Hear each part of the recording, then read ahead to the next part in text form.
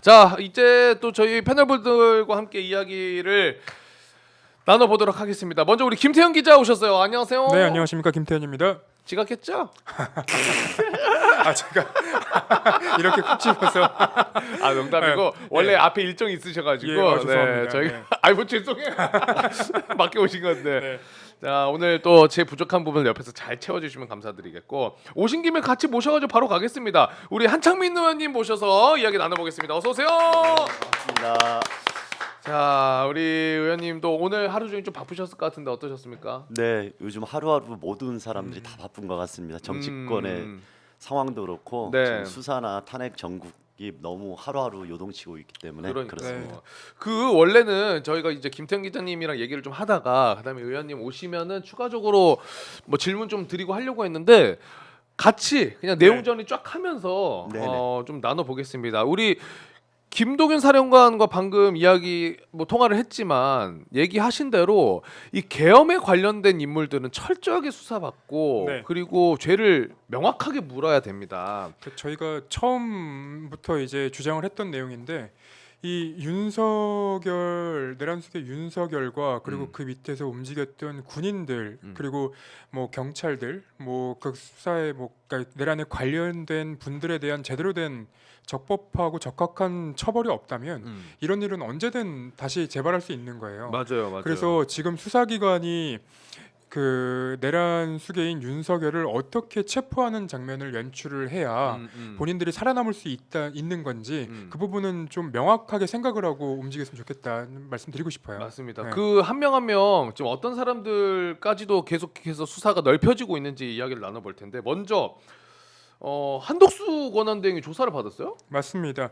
한덕수가 그 조사를 받은 시점은 지난주 토요일입니다. 지난주 토요일 네, 그러니까 이 탄핵 가결되기 직전에 조사를 받았던 거고요. 총리 신분으로. 예, 맞습니다. 근데 이제 어디서 조사를 받았는지 그리고 어떤 내용을 조사를 받았는지까지는 저도 지금 확인을 해보려고 했는데 확인이 네. 안 되더라고요. 그것까지는. 그래서, 네, 다만 이제 이 조사를 한 이제 국가수사본부가 참석한 12명, 그러니까 국무회의에 참석한 계엄을 선포하기 전 국무회의에 참석한 12명 중에 9명을 좀 조사를 한 거예요.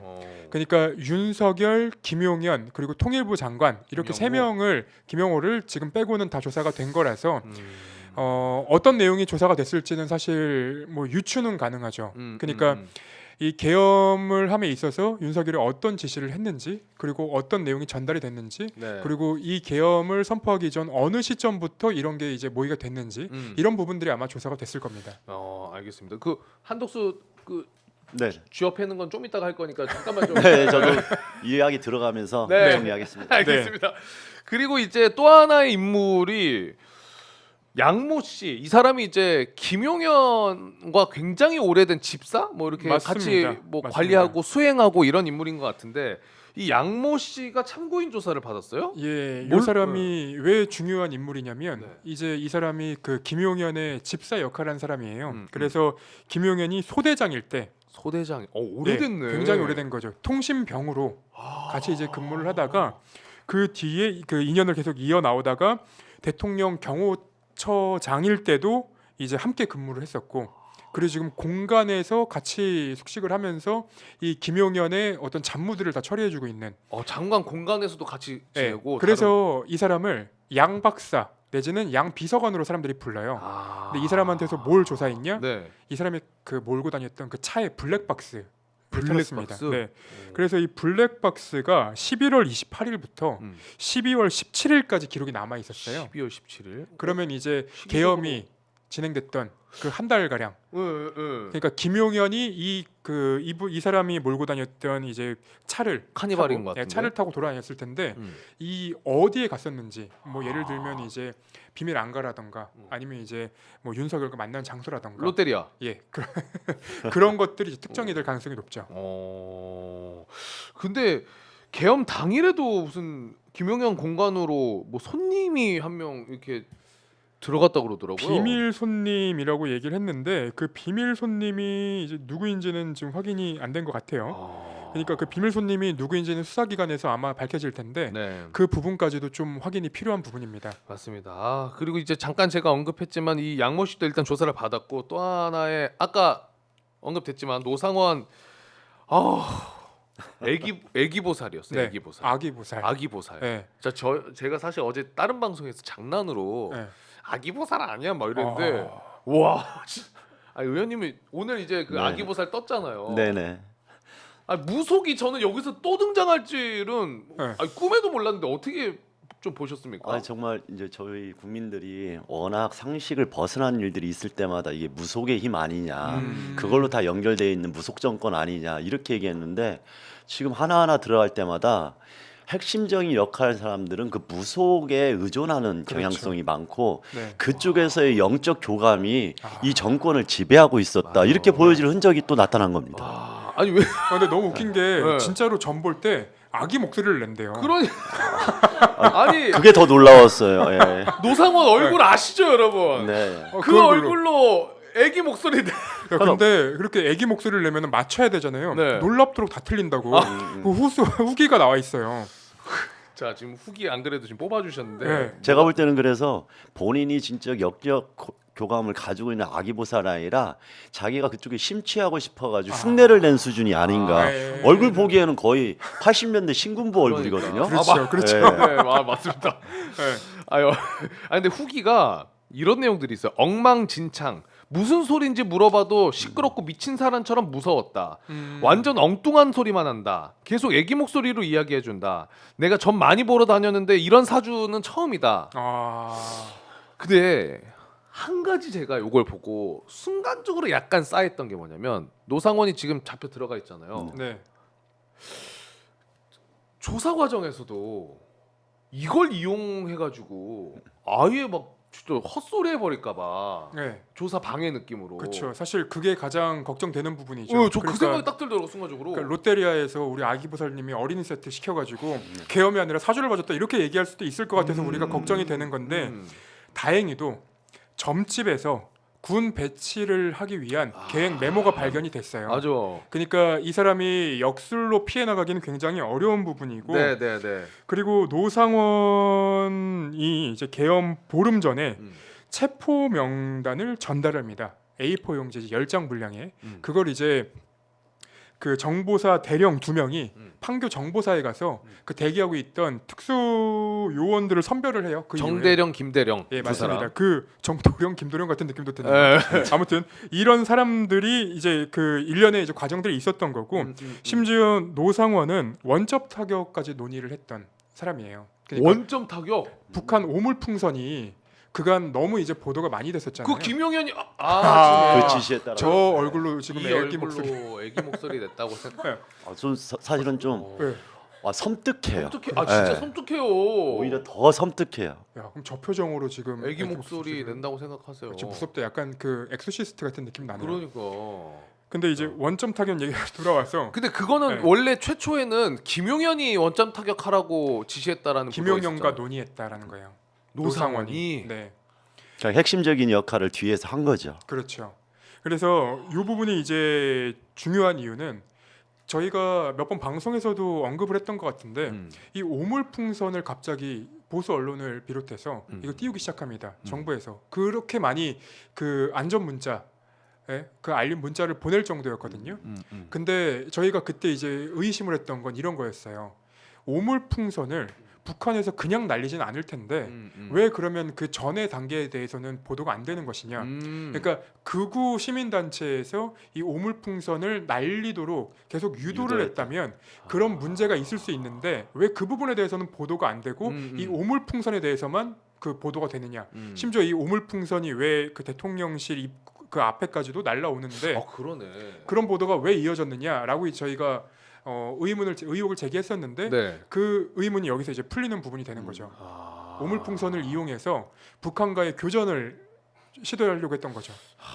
그러니까 이전보다도 훨씬 더 정교하게 계획된 거라고 보시면 돼요. 그렇죠. 그러니까 서로 그냥 단순하게 뒤에서 우리 총 쏴줘 이런 게 아니라 북한하고 이게 단절된 상황에서 자극시켜서 반작용이 올 때 그걸 빌미로 다시 한번 원점 타격을 하는 이런 세세한 계획들이 그들의 머리에 있었던 거죠. 그렇죠. 그러니까 이미 북한 쪽으로 뭐 무인기를 날렸던 전적도 있고요. 네. 그러니까 그 모든 게 사실은 많은 분들이 이제 계엄과 더불어서 이 윤석열 정부가 전쟁을 일으키려는 것 아니냐라는 이제 의심까지 했었는데 사실 그런 연장선상에서 보자면 이 모든 행동들이 사실은 계엄, 그러니까 뭐 그냥 가설을 좀 세워보자면 전쟁과 그리고 계엄 그리고 이 국회의원들의 국회 이제 무력화 그리고 사법부의 무력화 그리고 장기 집권이라는 그 플랜들이 연결이 되는 거죠. 아, 그래서 저희들은 거기에 대해서 단순한 내란죄뿐만 아니라 외환죄 외환죄. 적용이 가능하다 이렇게까지 이야기를 하는 겁니다. 전쟁을 유발해서 네.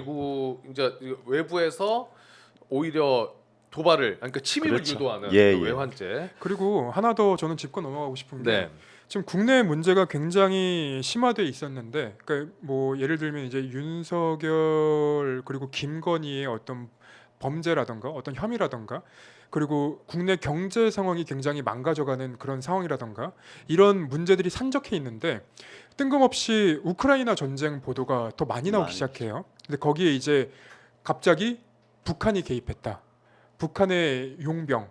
근데 김용현마저도 그때는 북한이 용병이라고 얘기했었는데 윤석열은 파병이라고 얘기했거든요. 그러니까 그 당시까지만 해도 이 감추려고 했던 군인들과 군 출신들과 그리고 이 용병과 파병의 그 단어 선택이 어떤 문제를 초래할지 모르고 그냥 자기의 그 생각을 표출하고 싶었던 윤석열 그게 부딪혔던 것 같아요. 그 윤석열 입장에서는 그냥 어떻게 빨리 공격해줬으면 좋겠다라는 생각이 있으면 그냥 뭐 생각 안 하고 막 지르는 거일 수도 있잖아요. 그러니까 윤석열도 정말 생각이 없는 게 예를 들어서 지난번에 그 한기호 의원하고의 그 대화 네. 내용도 있었잖아요. 맞습니다. 사실 이게 다 맥락이 있어가지고 김용현을 비롯한 사실은 하나의 후예들인 어떤 식으로든 이 상황을 계획적으로 지금 집요하게 몰아가려고 하는 거고 윤석열은 자기와 김건희를 보호하기 위해서 그냥 생각도 없이 그래 한번 하지 이렇게 같이 그렇죠. 간 거예요. 근데 이제 어쨌든 요거를 잘 막아냈고 우리가 그렇죠. 네네. 일단 잘 막아냈고 대신 수사 과정에서 이제 하나하나 각 인물들이 나오는 증언들로 윤석열의 논리는 계속 깨지고 있고 맞습니다. 그리고 그 군 수뇌부의 국회에서의 거짓말도 다 박살이 나고 있는 과정입니다. 그러면 이제 앞으로도 수사가 계속해서 잘 돼야 되는데 또 하나 우리가 굉장히 헷갈려요.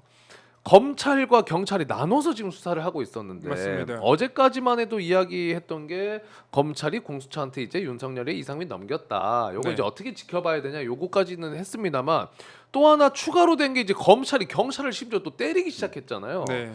우종수 거도 지금 핸드폰 압수해 버리고 그렇죠. 그리고 국방부 조사본부장의 박헌수 관련해서도 지금 수사를 하고 있어요. 그러니까 네, 일반 경찰의 지금 수사 주체 최고와 군 경찰의 2등을 지금 파고 있는 거잖아요. 어떻게 봐야 됩니까, 이거? 그러니까 이 사건은 저희가 계속 분석을 하고 말씀을 드리고 있지만 군 수뇌부, 경찰 수뇌부 다 내란에 가담했을 것으로 의심이 네. 되던 사람들이에요. 그러니까 우종수 같은 경우에는 어떻게 되냐면 그 시행령 때문에 6개월 전에 이제 있었던 MOU 때문에 네. 사실상 방첩사와 같이 이 내란 사건에 엮여들 수밖에 없는 구조가 돼 그 있었어요. 문서가 예전에 해놓은 게 있으니까 6개월 그렇죠. 전에. 이미 이제 MOU가 있으니까. 네. 그리고 이번에 이제 국군 같은 경우에는 이제 군 그 수사 주체에서는 2인자가 이제 잡혀 들어간 건데 조사본부장. 조사본부장이 이제 수사를 받게 된 건데 이분은 내란 TF의 또 관계자예요. 내란 TF에. 네. 그러니까 이게 이제 검찰과 경찰 아니면 이제 검찰 특수본과 공조본의 마찰이라고 보기보다는 이 사건이 어떻게 흘러갈지에 대해서는 이미 내란 사건부터 이렇게 예견돼 있었던 일들이에요. 네. 그래서 이 건과 관련 없는 특검이 출범해야 된다는 얘기가 자꾸 이제 얘기가 나오는 이유예요. 그렇죠. 네. 근데 이제 특검 이야기를 하기 전에 요 사안만 봤을 때 의원님이 보시기에는 네네. 이 검찰의 이 모습이 그래도 범죄 혐의점을 정확히 특정을 하고 제대로 파자라고 들어간 거라고 보십니까? 아니면 어떻게 보십니까? 어떤 두 가지가 다 목적이 있다고 봅니다. 하나는 검찰의 자신들이 살기 위해서 강화하려는 측면에서 지금 공조본의 핵심적인 부분을 연결고리로 이제 흐트러 놓는 거. 그렇죠. 이게 같이 연결이 돼 있어서 이번에도 이제 윤석열과 행안부 이상민만을 넘기고 나머지를 자기들이 관할하는 거 이것도 이상한 거거든요. 그러니까 지금 이런 거에선 검찰 중심의 포석들이 다 깔려 있다. 그래서 우리가 이런 것을 분석하는 것도 중요하지만 이런 흐름에서 프레임들이 계속 복잡하게 가면서 오히려 꼬리를 자르고 검찰이나 경찰 입장에서 자기들의 관계성은 최대한 줄이면서 상대쪽으로 떠넘기려고 하는 이런 작용에서 이 문제들이 자꾸 흐트러지는 걸 방지하기 위해서 빠르게 특검으로 가야 된다. 네. 빠르게 특검 네네네. 된다. 그리고 다음 주제로 넘어가기 전에 사실 이 최근 이제 방송 들어오기 전에 나왔던 보도들이 몇 개가 더 있는데 하나가 이거예요. 미국이 계엄 전에 미국 복수의 관계자가 김용현의 행보를 계속 파고 다녔다는 거예요. 배경을 문의해서. 계엄 전에 네. 그러니까 이미 미국의 입장으로서는 계엄이 발생할 거라는 걸 정보를 이제 입수하고 있었다는 거죠. 그렇게 읽히는 거죠. 그러니까 지금 윤석열을 비롯해서 윤석열 측이라고 불리는 사람들 그리고 김용현 그리고 국민의힘에서도 계속 자꾸 이제 궤변을 내놓을 수밖에 없는 게 본인들이 감추고 싶은 사실들은 있는데 그 본인들이 감추고 싶은 사실들을 너무 여러 사람들이 알고 있어요. 그래서 궤변을 내뱉으면서 시간을 지연시키는 전략밖에 없는 거예요. 네. 그러니까 미국 입장에서도 사실은 첩보 북한과 그다음에 우크라이나 전쟁과 네. 그다음에 중국과의 관계 이 한반도 상황에 대해서는 계속 예의주시하고 있는데 그렇죠. 이 지금 김용현이나 윤석열 등등은 이전에 비밀스러움조차가 없는 거예요. 그렇죠. 그러다 보니까 우리도 느끼는 것보다 더 많이 첩보 활동이 있었을 거고 그런 과정에서 이러한 흐름들도 일찌감치 좀 감지는 했을 거다. 다만 이게 정말 저 미친 놈들이 실행할지를 모르니까 그렇지. 어느 정도 첩보만 가지고 상황을 예의주시하지 않았나. 그렇죠. 아마 그러고도 정말 실행한 거에 대해서 당황했을 거다. 그렇죠. 저는 이렇게 보여집니다. 네. 미국 입장에서도 그렇죠. 그러니까 알고는 좀 있었던 것 같다라는 생각이 드네요. 방금 보도 내용만 보면은. 맞습니다. 근데 지금 우리가 검찰과 경찰의 뭐 이런 뭔가 수사에 대한 서로 총구를 또 갑자기 겨누는 듯한 느낌도 있고 이런 분란들이 있으니까 얘기해 주신 것처럼 특검에 대한 필요성을 더 절실히 느끼는 겁니다. 네. 너무 답답해하는 여러분 항상 얘기하시잖아요. 저도 마찬가지거든요. 아니 이거 그냥 특검 빨리 해가지고 하면 되는 거지 왜 자꾸 나눠가지고 하냐 한 군데서 빡 하면 되지. 근데 왜 못하고 있냐 그 키를 한독수가 쥐고 있습니다. 맞습니다. 한독수 권한대행이 지금 쥐고 있어요. 맞습니다. 네. 일단 우리 의원님을 또 모시는 오늘 더 네네. 자세하게 말씀을 듣고 싶어가지고 모신 건데 일단 오늘 한독수 총리 공간 앞에서 집회를 다녀오셨다고 하는데 네, 맞습니까? 방금 여기 방송 오기 전에 음. 저희 광화문에서 한덕수 그 공관, 그 총리 공관까지 행진을 하고 오늘의 주요 목적은 그 대행인 한덕수가 다시 윤석열 아바타 노릇을 하면서 지연하고 혼선을 주고 그 다음에 권한 밖에 그 거부권 정국을 이어가는 거에 대한 네. 규탄을 하고 압박을 하기 위해서 거기를 다녀왔습니다. 그리고 오늘 이제 오전에 그 한독수 탄핵 추진 제안하는 네네. 기자회견 하셨잖아요. 네네. 그러니까 이번에 거부권을 계기로 해서 이렇게 둬서는 안 된다라고 생각을 하셨. 네, 뭐 그 이전에도 사실은 윤석열 탄핵과 한덕수 탄핵을 같이 병행해야 되는 거 아니냐 이런 의견들을 전달했는데 이게 탄핵이 한덕수까지 갔을 경우에 또 다른 어떤 국정 안정에 공백이 어려움이 있을 수 있지 않을까 이런 판단들 좀 조심스러운 판단들이 민주당 안에서도 있고 있어서 그것은 좀 순차적으로 가자 네. 이렇게 판단을 했는데 역시나 이제 한덕수가 기회주의자기 때문에 이쪽으로 어느 정도 협조를 하지 않을 거냐 아니냐 이런 판단들이 지금은 전혀 오판이었다 이렇게 네. 될 정도로 노골적으로 사실은 한덕수가 가고 있거든요. 그것은 오늘 워딩이 달라졌어요. 정확하게 하면은 국회와의 협력이 아니라 이제 당정 협의로 완전히 돌아섰습니다. 그래서 오늘 예. 그 한독수 권성동 체제 뭐 요 단어를 많이 쓰시던데. 네, 그래서 제가 오늘 단어를 어떻게 썼냐면은 예전에 한한 체제보다 더 위험하다. 네. 당시에나 한동훈이 국민의힘을 장악하지 못했지만 지금은 정확하게 권성동과 친윤이 같이 공범으로서 일치단결로 가고 있거든요. 거기에다가 모두가 살기 위해서 최대한 지연 전략. 네. 굳이 구체적으로 하면 이재명 대표의 어떤 사법 리스크를 발현시키면서 그것을 프레임을 전환하려고 하는 맞습니다. 이 흐름에 얘들이 지금 똘똘 뭉쳐가지고 가는 거 아닌가 이런 위기의식이 있어서 네. 좌고우면하지 않고 혹시나 하고 설마 하고 기다리지 않고 전공법으로 가야 된다 저는 네. 이걸 주장했습니다. 아니 민변에서도 입장을 냈거든요. 아 그래요? 민변에서 어떤 입장을 냈냐면 이 언론이 이 내란 범죄자들의 프레임에 동조하지 마라. 그러니까 내란의 공범이 되지 마라. 지금 이런 그 입장문이 나왔어요. 언론이 예, 근데 그런 입장이 나온 이유가 뭐냐면 두 가지 포인트라고 봐요. 하나는 윤석열, 이재명의 송달 지연이라는 프레임으로 해서 두 사람이 같은 같이 묶어버리고 네, 있어요. 같이 묶어버리고 네. 있고요. 다른 하나는 윤석열 측의 무분별한 주장을 그대로 옮겨주고 있어요. 대표적으로 어제 있었던 석동현. 석동현의 그 발언들. 네. 그러니까 석동현이 일부러 나지막하게 흘리거든요.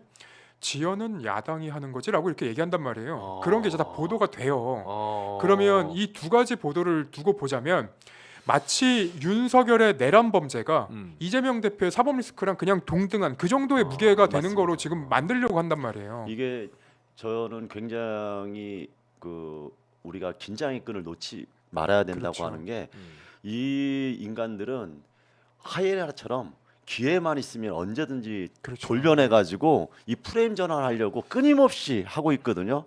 그건 이제 보수 언론도 마찬가지고 국힘이나 지금 정권에 부역했던 자들의 전형적인 방식입니다. 네. 그렇기 때문에 그들한테 작은 기회도 주지 않기 위해서는 우리는 원칙적이고 합법적으로 모든 수단을 강구해서 빠르게 정리하지 않으면 안 된다고 보고 있고요. 이런 것들을 우리 국민들도 지금 알고 있는 거예요. 그러다 보니까 그렇죠. 불안해하고 혹시나 이런 불안감과 답답함이 같이 있는 겁니다. 맞습니다. 저는 국민을 믿는다고 하면은 저희들은 그들의 머리를 어떻게 쓸지에 대해서 우리가 너무 복잡하게 생각하지 않고 네. 간명하고 완벽하고 빠르게 신속하게 가는 것이 오히려 네. 그런 여지를 주지 않는 거라고 생각하고 그러니까 있습니다. 되게 이제 무서운 시절이 다시 시작되고 있는데 네네. 제가 왜 이 무서운 시절이 다시 시작된다고 얘기하냐면 언론을 통해서 헌법 뭐 전문가 내지는 이제 법률 전문가라는 사람들이 이 사건 수사하기 어렵다. 그리고 탄핵하기 어렵다. 이런 얘기들이 이제 나오기 시작해요. 아 그래요? 이건 이제 여론을 형성을 하려는 거예요.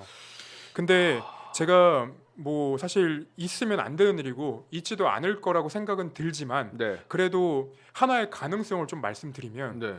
이 윤석열이 탄핵이 안 되고 수사가 제대로 마무리가 안 된다. 그럼 어떤 일이 벌어질 것 같습니까? 이 윤석열과 이 내란에 참여했던 단순 관여자 그리고 적극 관여자 그리고 그냥 방관자 이 모두가 지금 처벌을 받을 가능성이 있는 사람들이거든요. 그렇죠. 그럼 윤석열 비롯해서 군 관계자, 경찰 관계자 뭐 여러 사람들이 수사를 받을 수밖에 없는 거고 중형을 받을 수밖에 없는 분들인데 이 사람들이 살 수 있는 방법이 뭡니까? 윤석열의 복귀입니다. 복귀입니다. 네. 한덕수조차도 윤석열이 복귀하면 자기는 아무런 수사를 받지 않아요. 그러니까 그런 가능성을 열어두고 본다면 우리가 그러니까 이제 국회의원분들이 이 굉장히 공포심을 갖고 국민들에게 이런 선동을 하는 것이 아니라 사실은 사실 벌어질 수 있는 그런 일들을 전달을 계속 해주고 계신 거예요. 윤석열이 돌아오고 그리고 군 관계자들이 처벌을 받지 않기 위해서는 어떤 일이 있어야 되냐? 또다시 계엄이 되는 거예요. 그러니까 그런 내용들을 저희가 계속 마음속 갖고 있어야 돼요.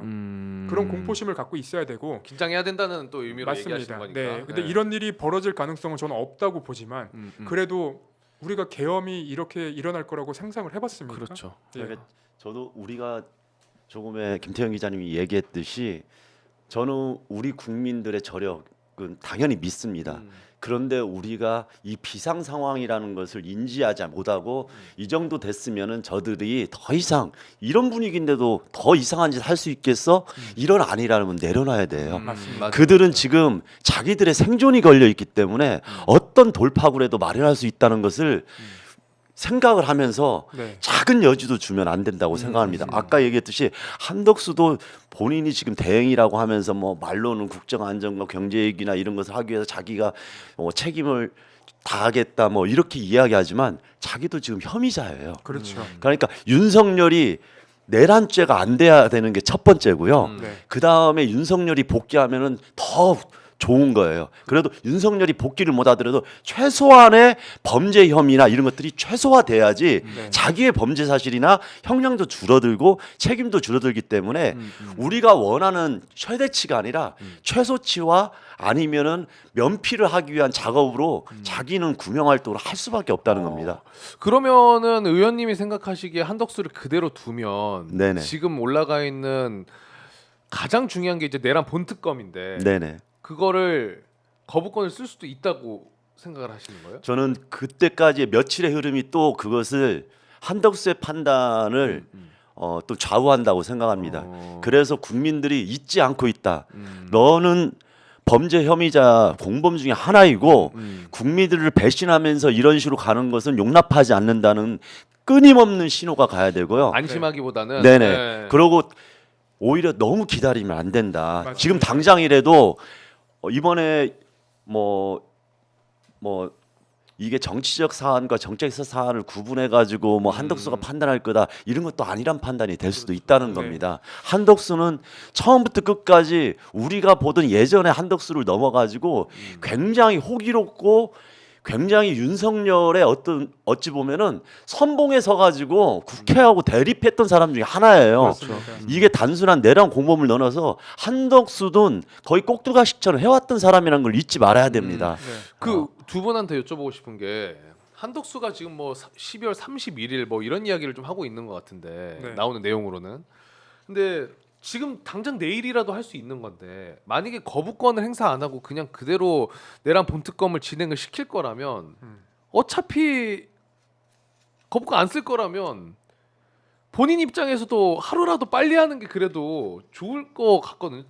본인 입장에서도 네. 왜냐면 국민들 여론이 지금 빨리 해라 하고 있으니까.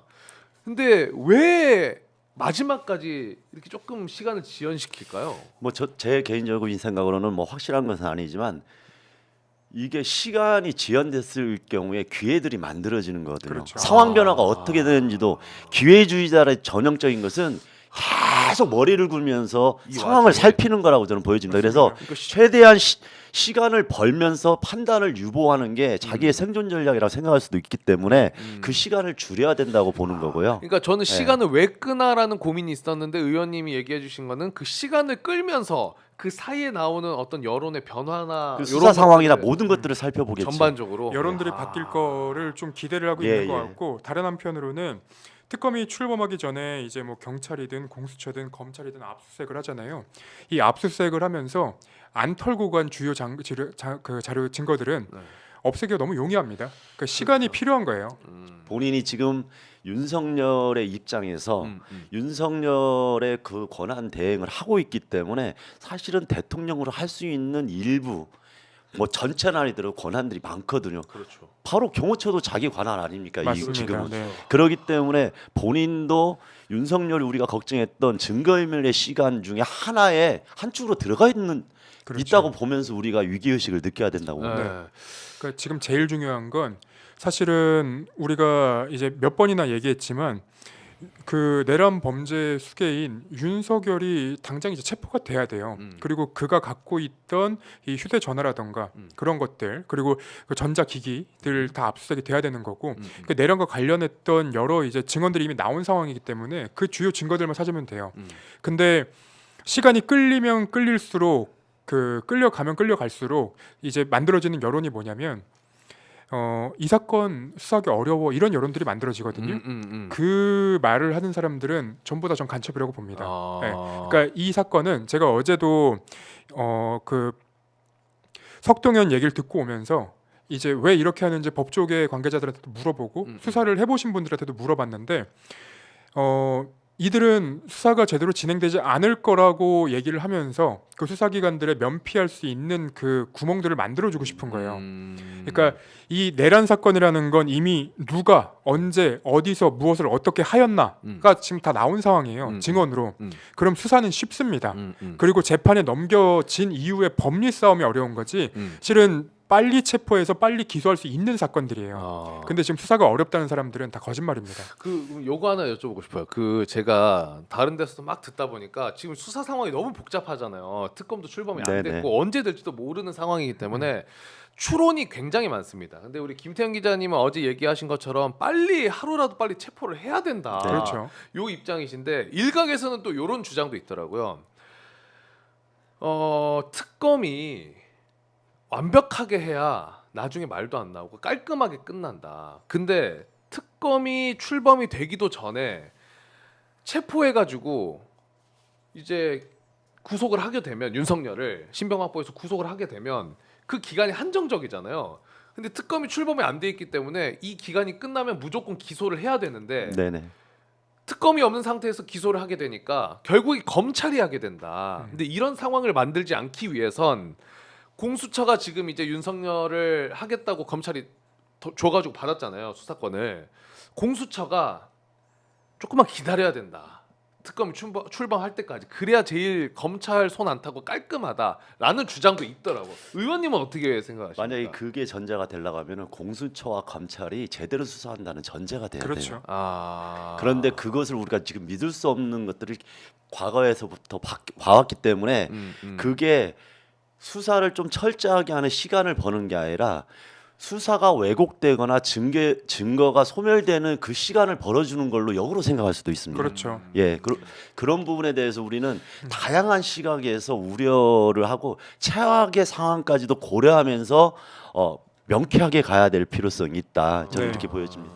그러니까 공수처를 믿고 기다리자 이 말은 저는 이제 우리가 최상병 사건도 맞아. 사실 공수처가 수사를 해가지고 당장이라도 결론이 나올 줄 알았거든요.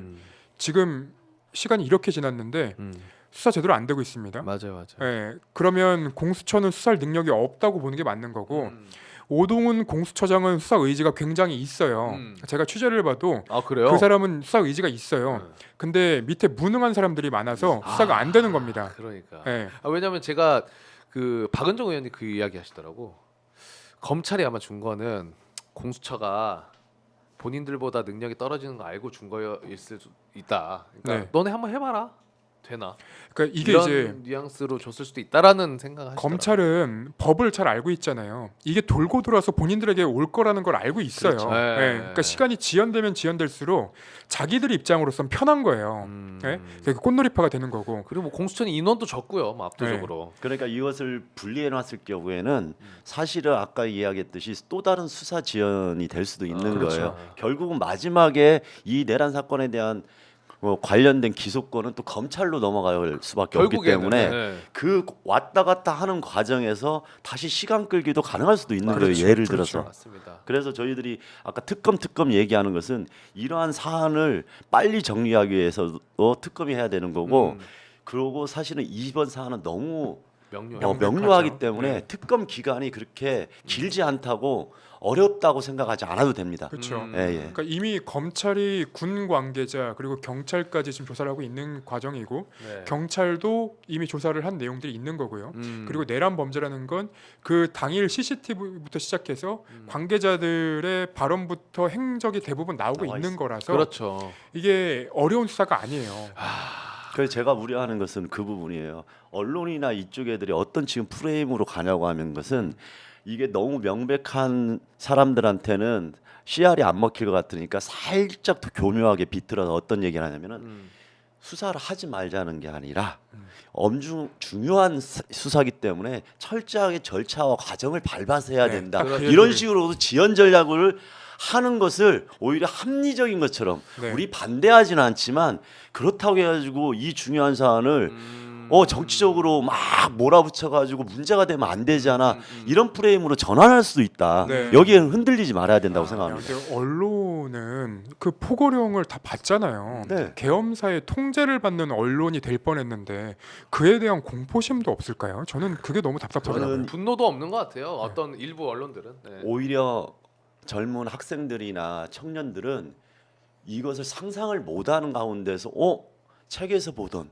이런 것을 실제로 보고 그냥 군인들이 나타나가지고 막 움직이는 것만으로도 굉장히 충격을 받았는데 맞아요. 오히려 기성세대들은 광주의 어려움을 다 봤어요. 그러니까 이 정도로 뭐 유혈사태 안 났으면은 별거 아니라고 인식하는 경향도 생기는 거예요. 위험한 네. 생각인데. 그러니까 사실은 우리 국민들이 이렇게 민주주의를 지켜내지 못했으면은 오히려 광주는 하나의 지역 계엄이었지만 네. 전국적으로 이런 유혈 사태가 일어날 수 있었던 거고 그걸 우리가 막았기 때문에 지금 오늘이 있는 건데 네. 이게 실패한 쿠데타기 때문에 별거 아닌 것처럼 아. 직접 경험하지 않았으니까 사람들이 시간 지나면 이것은 조금 더 안일하게 생각할 거라고 이렇게 자꾸 그런 만들어내는 많은 것 것을 같아요. 그 프리즘으로 만들어가는 위험한 상황일 네. 수도 있는 거예요. 그러니까 이게 우리가 계속 이야기가 돌고 있는데 결국에 키는 어쩔 수 없이 지금 현재로는 한독수가 키를 갖고 있다는 게 가장 불안하고 그래서 입장도 오늘 내신 거고 한 네네. 거예요. 그리고 이재명 대표도 원래 한독수 관련해서 너무 뭐 지나친 탄핵은 좀 이렇게 혼란을 유발할 수 있으니까 뭐 하지 않겠다 이런 입장 밝혔는데 조금 많이 복잡할 겁니다. 그래서 네네. 저희가 영상 입장 낸 거 영상 준비한 것도 있거든요. 그거 일단 영상 한번 보시고 그리고 더 추가적으로 이야기 나눠보도록 하겠습니다.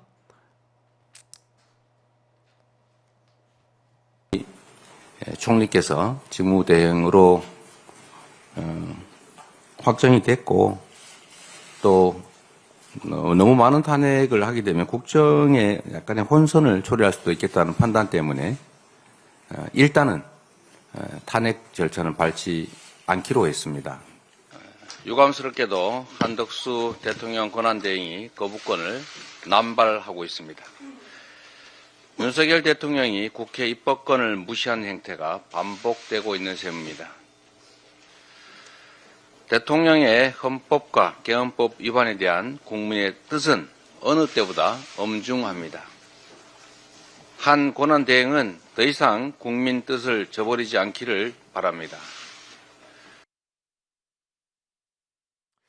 자, 지금 이전의 입장 그리고 마지막에 보신 게 오늘 낸 입장인데, 그러니까 한독수가 지금 갖고 있는 키가 너무 센 게 내란 본특검 있고 그 다음에 헌법재판관 임명도 지금 해야 네. 되고 사실상 내란 상설특검도 요청만 하면 이제 특검 추천 빨리 공포를 요청만 해야 하면 되는 되는데 네. 그것조차 안 하고 있는 상황이기 때문에 근데 이거는 하나 짚고 넘어가야 되는데 이 한덕수가 이 헌법재판관 비롯해서 이 특검법을 통과를 안 시키는 것은 저는 이 내란의 어떤 관여자 혹은 이제 공범이기 때문에 그렇다고 생각을 하거든요. 근데 네. 왜 그렇게 생각을 하냐면, 그러니까 국무총리이기 때문에 이 비상계엄을 선포하기에 앞서서 그 인준을 할 때 그 자리에 있었던 거잖아요. 그렇죠. 그걸 막지 않았던 것은 결국은 내란의 이제 공범이라고 볼 수밖에 없는 거고, 그리고 그러니까 이 윤석열의 위법, 위헌 이 두 가지는 윤석열이 이미 자백을 했어요. 맞아. 그러니까 이제 이거를 못 막을 거라는 건 본인도 알 거예요. 왜 못 막을 거라고 생각을 하냐면 윤석열이 자백한 내용들 중에는 이런 것들이 있어요. 그러니까 우리가 검찰이 직권남용을 수사를 하는 거고, 그리고 이 헌법재판소에는 위헌인 것을, 그 헌법의 그 재량권을 넘어가는 것을, 그러니까 위배되는지를 이제 판단을 하는 건데, 윤석열이 얘기한 것 중에 이 대통령의 권한이기 때문에 이 비상계엄을 선포할 수 있다. 이 말을 이미 해버렸잖아요. 네. 통치행위라겠죠. 예, 통치행위라고 했잖아요. 맞아, 이거는 맞아요. 직권에 해당한다는 얘기예요.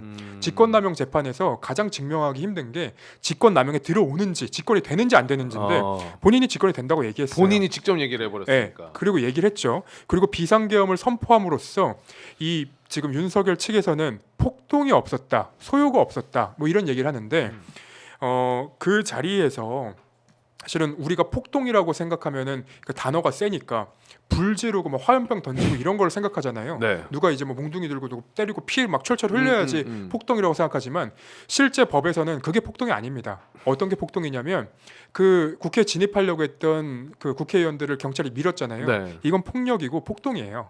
폭동이 일어났던 걸로 광의의 어떤 법적인 해석으로 하면, 넓은 의미로 해석을 하면 그런 것들은 이제 폭동으로 해석이 되기 때문에 이건 수사하는 게 어렵지 않아요. 그래서 지금 안 하는 거예요. 오히려. 네. 그리고 또 덧붙이자면은 사실은 폭동과 소요가 비상계엄의 요건이기도 하는 그렇죠. 거예요. 그렇죠. 네. 없는데 자기들은 유언적이고 위법적인 비상계엄을 선포한 거고 실제로 국민들이 그것을 실패하게 만들어서 그렇죠. 소요나 폭동이 없는 거예요. 그렇죠. 그리고 우리가 만약에 폭동과 소요가 있었으면은 사실은 그것은 더 위험한 상황이었기 맞습니다. 때문에 네. 우리 국민들이 정말 위대하고 합리적이고 민주적인 방식으로 이것을 막은 거기 때문에 맞아요. 그 이야기가 얼마나 비루하고 말도 안 되는 거 이야기를 할 수 있고 더 중요한 것은 헌법기관인 국회를 무력화하려고 했던 것은 맞습니다. 정확하게 국헌문란 사유이기 때문에 그렇죠. 빠져나갈 수가 없습니다. 네. 그걸 뭐 경고형으로 했다 이런 얘기 자체가 경고형이든 아니든 헌법기관을 무력화하려고 했다는 자백이었기 때문에 맞습니다. 이건 빼박입니다. 네. 빼박이다. 그리고 체포할 생각도 없었고 뭐 경비나 안전 때문에 했다고 얘기했으면서 실제로 오늘 또 증언 나왔잖아요. 1,000명 넣었어야지. 맞아요. 그거 안 4인 그래도 1조 체포했어야지. 김용현한테 네. 그리고 이미 그 노상원과의 그 이제 협의 과정에서 노태악을 잡아들여야 된다 뭐 이런 얘기도 있었다는 거예요. 그러면 의도가 있었던 건데 그거를 국민들이 막아냈다고 해서 본인이 안 하려고 했던 게 아니거든요. 근데 그런 거짓말들을 해서 그러니까. 사건 자꾸 지연시키고 그러고 있는 거예요. 그 정말 현실적으로 제가 궁금해서 여쭤보는 건데 네. 의원님이 얘기하신 것처럼 한덕수까지도 탄핵을 하면 그 다음 이제 타자가 최상목 경제부총리잖아요. 그럼 그 과정에서 걸리는 시간은 없습니까? 당연히 있죠. 사실 민주당도 아까 이재명 대표도 그렇고 처음에 네. 한덕수가 이렇게까지 생각을 안 하고 또 좀 더 나라 전체의 국정 안정과 그다음에 경제 위기와 외교까지도 고민해서 일단은 한덕수도 맞듣지 않지만 이게 길어지면 안 된다고 생각해서 좀 고민을 했던 거는 좀 이해를 합니다. 일단 운영은 돼야 되니까. 네네네. 근데 그게 아까 우리가 생각했던 만큼 이 사람들은 비정상적인 사람, 정상적인 사람들이 아니기 때문에 우리가 생각했던 반성을 토대로 이제 이 위기를 같이 극복한다는 개념이 없는 거라고. 이제는 볼 수밖에 없는 상황이고 그러면은 이 늦어지면서 발생하는 리스크는 안고래도 네. 더 큰 문제점을 해소하기 위한 결단이 필요한 시기라고 생각합니다. 당연히 이게 다시 대행체 탄핵을 하고 이게 대행체로 넘어가고 그럴수록 모든 지금 대통령 대행이 할 수 있는 역할들이 미뤄지는 건 맞죠. 그거에서 나오는 여러 가지 수사나 아니면 헌법 재판이나 여기에서의 조금 리스크는 분명히 있을 겁니다. 근데 그 리스크 때문에 다른 식으로 판단했을 때 더 큰 문제가 발생한다고 생각이 되면은 네. 한 번쯤은 결단이 필요할 시기라고 그렇죠. 아. 그러니까 다음 주에 이제 헌법재판소에서 그 윤석열에게 전달되지 않은 문건 그리고 윤석열이 내지 않은 문건들 그런 것들을 다 종합적으로 판단한다는 지금 입장을 낸 거거든요. 근데 헌법재판소가 요구한 건 어려운 내용들이 아니었어요. 그때 비상계엄을 선포할 때 국무회의록 내라. 그렇죠. 예. 근데 국무회의록이 없잖아요. 그렇죠. 그러면 이것 또한 이제 문제가 되기 때문에 중대한 절차적 하자이죠. 그렇죠. 제가 그 무슨 어디서 들었는데 하여튼 헌재도 지금 윤석열의 이런 태도들 보고 약간 조금 조색 너무한데? 약간 이런 분위기 있다고는 들은 것 같은데 근데 혹시 기자님은 아니 기본적으로 네. 판사들을 잡아들이려고 그랬잖아요. 그렇죠, 맞아. 그 판사들을 잡아들이려고 했다는 건 이 사법부 또는 헌법재판소에서 받아들일 수 없는 얘기예요. 도저히. 도저히. 그래서 저는 우려하는 게 검찰이 사실은 군 관계자 중심으로 먼저 체포영장을 발부했거든요. 군수내부 다 듣고 있잖아요. 그 이유가 하나는 뭐냐면은 처음에 양심 선언을 했던 사람들을 회유할 수 있는 전략적인 것은 뭐냐면은 니들이 증언했던 것이 사실은 면피용을 했은 거지 그런 것이 없었다고 증언을 뒤집어 버리면은 정확한 녹취록이 남지 않으면 진실 게임하고 문제가 됩니다. 그래서 그런 조작까지도 가능하기 때문에 위험해요. 왜 그러냐면 지금 증언만 있거든요. 맞습니다. 예, 네. 그 증언을 번복해 버리면은 또 이게 좀 애매하게 되는 상황이 발생할 수 있기 때문에 저희들은 그런 부분을 다 감안해야 되고요. 첫째, 윤석열은 1차적으로는 직권남용의 부분에 대해서는 적당히 빼박으로서 아까 이제 절차적 하자들도 있고 통지도 하지 않고 네. 네. 국무회의도 없었고 그 이후에 사후 상황에서 문제점도 있어요. 그런데 내란죄는 가장 먼저 벗어나고 싶어 할 겁니다. 그렇죠. 그 형량의 차이가 엄청나기 때문에 네. 자기들이 내란죄를 벗어나면서 나머지까지도 이렇게 뒤집으려고 하는 그런 전략들이 충분히 있을 거기 때문에 저희들은 하나하나 꼼꼼히 살펴야 됩니다. 맞아요. 그러니까 윤석열이 이 비상계엄을 선포함에 있어서 이게 얼마 전에 이제 석동현 변호사가 딱 그 얘기를 했거든요.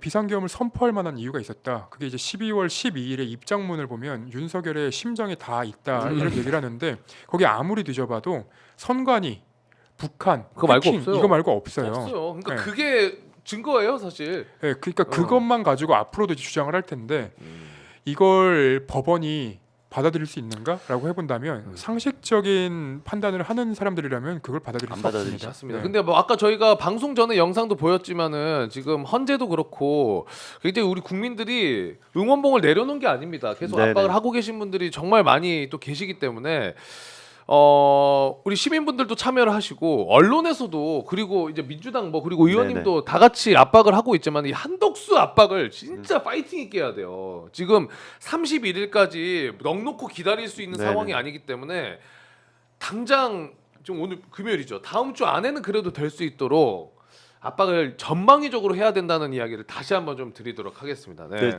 만약에 이제 민주당도 이 상황에 대해서 조금 더 아까 얘기했듯이 다시 탄핵을 했을 경우에 이제 시간이 뒤로 밀리는 이런 부분에 대한 걱정 네. 때문에 어떻게든지 한덕수를 압박해가지고 이것을 반영하려고 노력을 하는데 이 시간이 31일 너무 깁니다. 네. 저는 이르면은 이번 주에도 그런 부분들에서 한덕수한테도 명확한 입장이 나오고 다음 절차로 가는 과정이 맞아. 없다고 하면은 바로 즉각 탄핵 쪽으로 선회해야 된다고 저는 네. 생각합니다. 그러니까 조금만 늘어진 것 같다 싶으면 그냥 그때 빨리 들어가야 된다. 그렇죠. 그러면? 이제 국정을 좀 더 그렇죠. 책임져야 되는 민주당 입장에서는 저희들이 강하게 이야기하는 것보다는 조금 더 다방면으로 고민할 수는 있어요. 그렇지만 그 고민이 길어지거나 너무 많은 고민을 하면 안 된다. 그렇죠. 네. 네. 그러니까 저는 이제 좀 기대가 되는 상황들은 다음 주 23일에 헌법재판소에서 어쨌든 절차를 진행하겠다는 입장이 나오고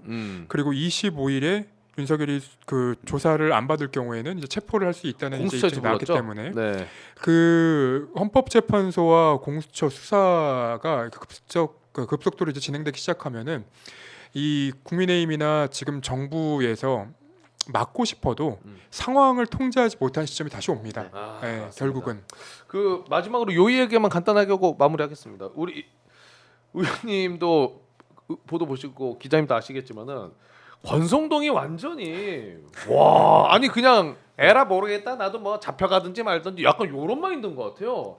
그 민주당을 향해 가지고는 아니 권한대행이 헌법재판관 어떻게 임명하냐 안 된다 뭐 이러더니 또 오늘은 국방장관이랑 행안장관 임명 빨리 해야 된다고 한덕수가 인사권까지 행사하라고 하죠. 아니 이거는 아예 말이 이거 아니 아예 다른 말 아니에요? 기자들을 겁박하는 말도 했죠. 그러니까 국민의힘 텔레그램 네. 보도하지 말라고. 맞아. 야, 그게 무슨 뚱딴지 같은 소리입니까? 와. 아니, 그러면 언론의 자유를 지금 국민의힘의 법으로서 올가매겠다는 얘기입니까? 말도 안 되는 얘기를 하고 있는 그러니까 거예요. 사실은 의원님 어떻게 보셨어요? 저는 권성동은 굉장히 교활한 사람입니다. 교활하다. 예.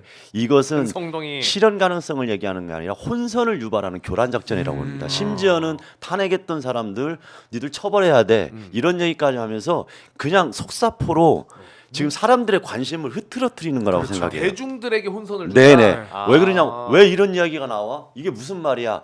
여기에 관심을 흐트러놓기 때문에 저희들은 권성동이 뭐라고 이야기하든 보수 언론이 어떤 식으로 프레임을 전환하든 그냥 신경 쓰지 마라. 네. 우리는 지금 정확하게 이 내란 범들을 처벌하고 탄핵시키고 거기에 대한 법적 책임을 묻겠다. 그러기 위해서는 어떤 게 가장 합법적이면서 효율적인가 이 이야기만 해도 됩니다. 그렇죠. 저는 이 교란 작전에 너무 흔들리지 말아가지고 일희일비하지 말자 이렇게 말씀드리고 싶습니다. 국민의힘에서 계속 혼선 작전을 위해서 어떤 얘기까지 하고 있냐면 그날 비상계엄 철회 요구안에 가결하지 않은 민주당 의원들도 고발하겠다. 맞아요. 내란을 공범으로 이딴 얘기까지 하고 있어요. 네.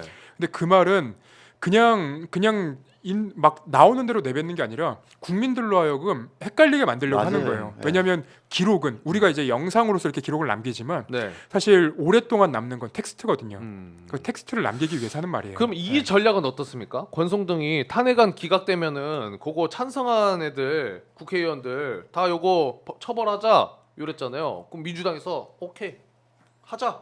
대신 탄핵되면은 반대한 놈들 다 처벌받자. 맞습니다. 저도 여권 그 얘기 어때요? 나오자마자 바로 페이스북에다가 아 그거 올리셨어요? 예, 글을 올렸었는데 사실은 그것은 중요한 것은 아니고 네. 지금 아까 얘기했듯이 교란 작전이긴 한데 그냥 한 번씩 그냥 가볍게 쳐주면 됩니다. 그러니까 그래 윤용되면은 그건 맞는 반대했던 말이에요, 놈들 처벌 받는다는 얘기죠. 네. 이렇게 그냥 대묻고 끝내야지. 아. 이게 무슨 의미냐 이렇게 할 필요는 네. 없고 오히려 저는 이것은 내전 상황을 유별하기 위해서 자기들 지지하는 사람들 부끄러워가지고 말 못하는 사람들한테 네. 이런 식으로 해서 명분을 주면서 이렇게 응집시켜가지고 강력하게 이제 갈등 구조를 유발하는데 전략적으로 지금 맞습니다. 하나하나 포석을 두는 거라고 생각합니다. 그러니까 권성동 의원의 말을 하나하나 이제 다 해석할 필요는 없지만 아니 뭐 해석할 그러니까, 가치도 없죠. 네, 뭐. 가치가 없죠. 네. 큰 틀에서 이게 네. 그림을 왜 만드느냐는 것은 이해하게 그렇죠. 돼야죠. 근데 저는 이제 한 가지 좀 지적하고 넘어가고 싶은 건 법으로서 내란이 규정이 안 됐다고 이게 내란이 아닌 게 아니거든요. 맞습니다.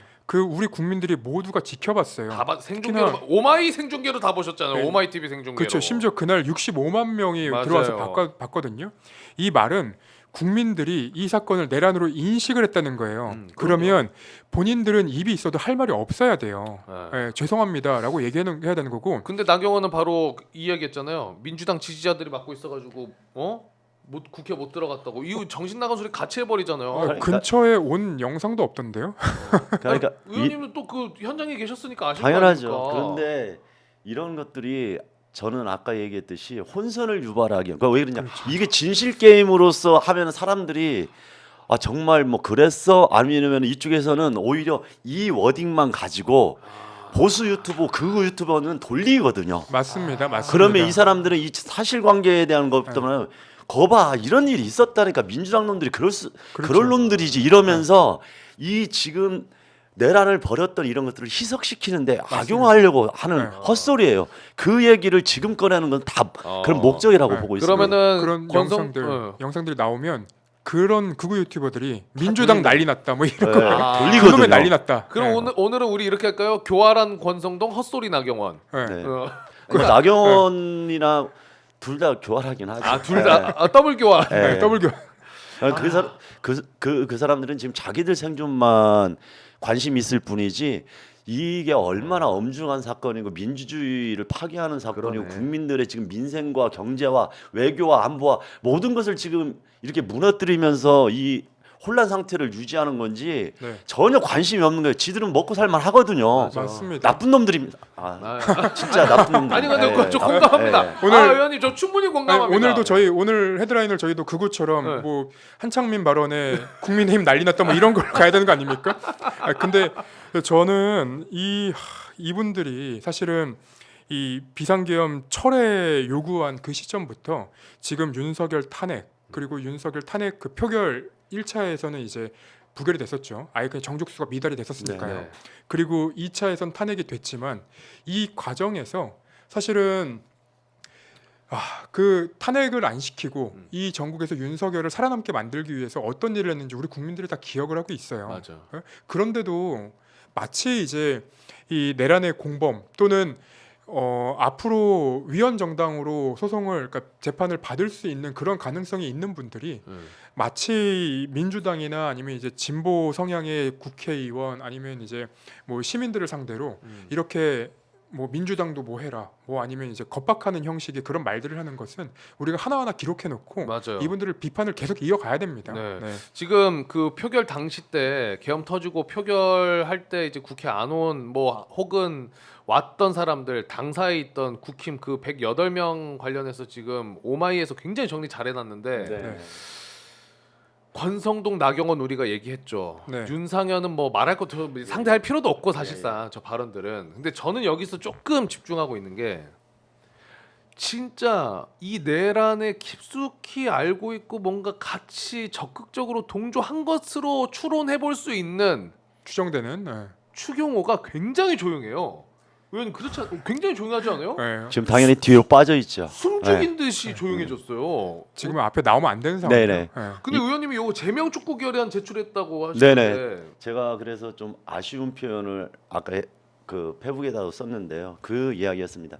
여러 가지 상황을 고려하는 입장들도 있겠지만 제가 아차하는 순간, 설마하는 순간 정말 되돌릴 수 없다고 생각하는 게 이 탄핵 전에도 추경호를 이르게 제명하는 절차에 대해서 적극적으로 나섰다면 한덕수를 그때 함께 탄핵했다면 차라리 그 다음에 여러 가지 뭐 이야기가 있어도 현행범으로서 이 내란범을 빨리 체포하는 적극적인 과정이 있었으면은 지금 국민의힘이 저렇게 똘똘 뭉쳐가지고 저렇게 방어선을 구축하기 어려웠을 겁니다. 그렇죠. 오히려 그런 기회들을 줌으로써 지금 권성동이나 추경호 등등이 지금 장악하고 있는 거예요. 네. 그래서 여기에서 하나 꼭 말씀드리고 싶은 것은 이것은 저희가 그냥 정치적 고려로 뭔가를 판단하는 그런 정국이 아니다.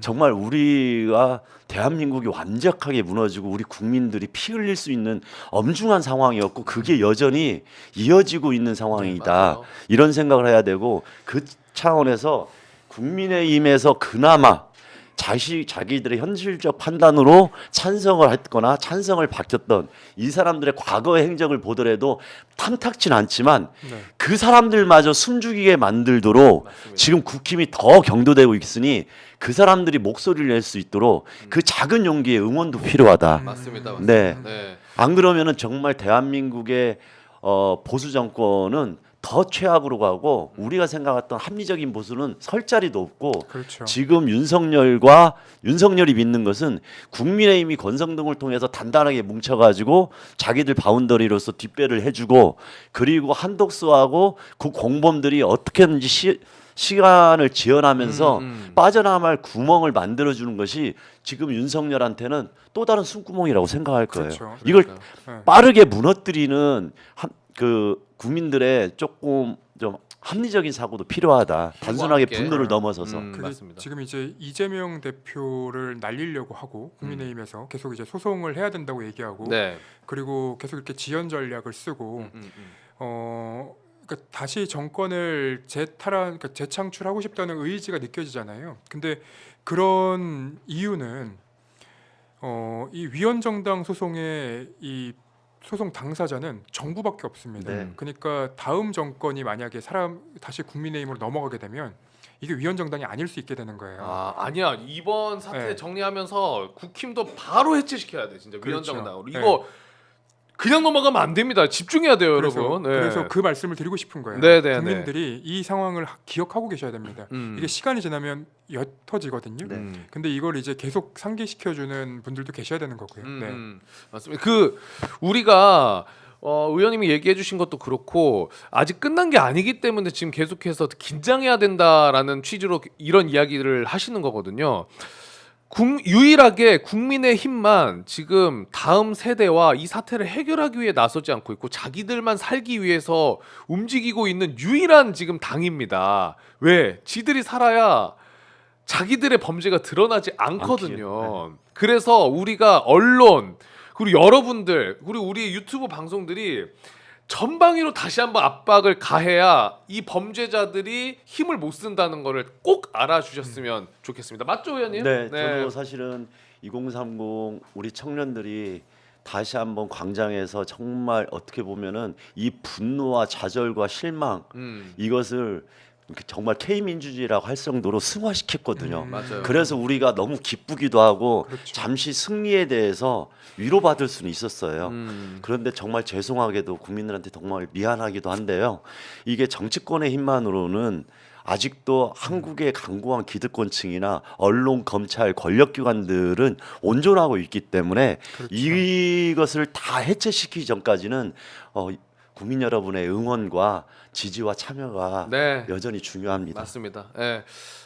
지금 뭐 저녁 보도로는 지금 호남이랑 영남 이쪽에서 트랙터랑 막 네네. 트럭 끌고 오고 계시는 화물차 끌고 오고 계시는데 또 막혔네요. 지금 수원 쪽에서 경찰이 네. 못 오게 막고 있는 상황인 것 같습니다. 그분들이 사실은 이 집회 시계에 약간 이제 HID 같은 분들이거든요. 네네. 전봉준 투쟁단이라고 예. 전국에서 트랙터를 타고 올라오세요. 그러니까 엄청 그 밑에 있는 지방에서 올라온다는 기사를 제가 그젠가 본 것 같은데 그거 오늘도 진짜 올라오고 계신 거예요. 그 힘들어요. 지방에서 트랙터를 타고 오시려면 그러니까 그 지옥이에요. 이전에도 저 이제 전봉준 투쟁단은 지역에서 지금 사실 농촌과 농민이 다 죽어나가고 있거든요. 그렇죠. 생존을 위해서 절박한 투쟁을 하는데 맞습니다. 이번에는 영남과 호남에서 각자 출발해가지고 네. 이번에 사실 거부권 중에 핵심적인 게 4개가 있었습니다. 네. 그게 농촌과 농민을 살리기 위한 민생농법, 사법이 다 또 거부된 거예요. 양국관리법부터. 네. 그래서 더 크게 분노할 수밖에 없었고 이 정권과 그 내란 세력들의 잔당들이 책임을 지고 그 법적 심판대에 서지 않으면은 더 이상 우리의 희망이 없다 이런 절박감이 있는 겁니다. 네, 그 맞습니다. 이제 윤석열 정권 이제 막바지라고 표현을 하면 맞는지 모르겠는데 이게 이 대통령의 거부권 또는 대통령이 하는 어떤 그 행위들이 우리 삶에 얼마나 큰 영향을 미칠 수 있는지 이번에 맞아요. 계엄을 네. 보고 알았거든요. 근데 마찬가지로 이 양국관리법이라든가 여러 법안들 이게 이제 우리랑 당장은 관련이 없다고 생각하시더라도 이게 결국은 우리 삶과 관련이 있습니다. 네. 그렇죠. 네. 자, 오늘 뭐 주식도 다 박살났고 진짜로 네. 저 물렸습니까? 말씀드렸죠. 계엄 전날에 삼성전자 풀매수 들어갔다고 네, 네. 다 박살나 있습니다. 그리고 제가 경제지 보니까 그 우리나라 주식 그 전문가가 외국인한테 그 소리 들었대요. 당신네 나라는 무속의 나라입니까? 아, 그만큼 나라 위상, 뭐 경제 다 박살나고 있다는 좀 다시 한번 설명드리면서 이거를 헤쳐나가기 위해서 힘을 모아야 된다. 이렇게 정리하도록 하겠습니다. 정말 이 부분은 아까도 내 나쁜 놈이라고 표현을 거칠게 한 것은 사실은 세계적으로 다 보고 있었거든요. 맞아요. 야, 이런 계엄 상황이 말도 안 되는 일어났는데 그것을 국민들이 이렇게 국회를 지키면서 해산시키고 그 다음에 다음 주에는 탄핵될 것 같다가 이 증시나 경제는 예측 맞아요. 가능성과 신뢰성이 담보돼야 되는데 예측이 그게 안 되죠. 한 번 딱 탄핵이 안 되니까 다시 폭락했다가 그렇죠. 그 다음에 다시 한번 지켜보면서 일주일을 보면서 다시 또 서서히 올렸다가 또 어느 정도 안정화를 찾는다 싶었는데 알고 보면은 내란 공범 중에 하나가 어쩔 수 없이 대행을 맡고 있어? 대응을 하고 네. 있어. 그 다음에 탄핵을 찬성했던 그 잔당이 지금 목소리를 높이고 있어? 야, 이거 아직 해결 안 됐구나 하면서 위기 상황이 진행된다는 것을 경제와 외국에서는 다 아는 거예요. 맞아요. 그래서 지금 다시 한번 이렇게 안정되게 올라가는 것들이 더 흔들리는 상황입니다. 그래서 국민들의 경제와 모든 것들을 다 망치고 있던 나쁜 네. 놈들이라는 거예요. 네, 맞습니다. 그래서 저희가 더 마찬가지로 다음 주부터 또 달려가면서 뉴스 깔끔하게 정리해 드릴 테니까 여러분들 지치지 마시고 항상 따라와 주시면 감사드리겠습니다. 오늘 우리 함께 해 주신 김태형 기자님 너무 감사드리고 네, 감사합니다. 그리고 밖에 또 야외에 계시다가 저녁 늦은 시간까지 또 스케줄 함께 해 주신 한창민 대표님도 진심으로 감사드리겠습니다. 네, 네. 고맙습니다. 힘내 주셔야 돼. 몸 지금 좀 갈비뼈랑 괜찮으시죠? 네, 괜찮습니다. 사실은 집에 가야 되니까 짧게 얘기하시고요. 뭐 아니, 근데 지금 오늘 고생하셨어. 저 뭐 정신없이 지냈는데 어차피 저 갈비뼈는 시간이 지나면 낫는 거기 때문에 통증이 없어졌으면 이제 충분히 활동할 수 네. 있는 겁니다. 조금만 더 힘내주시면 진짜로 감사드리겠습니다. 많은 네네. 분들이 응원해주시면 감사드리겠고요. 저희는 다음 주 월요일 또 저녁 9시에 알차게 또 깔끔하게 정리해서 찾아뵙도록 하겠습니다. 오늘도 늦은 시간까지 함께해 주신 여러분 대단히 감사드리고요. 저희 셋 물러가도록 하겠습니다. 대단히 고맙습니다. 감사합니다. 힘내세요. 아, 좋습니다.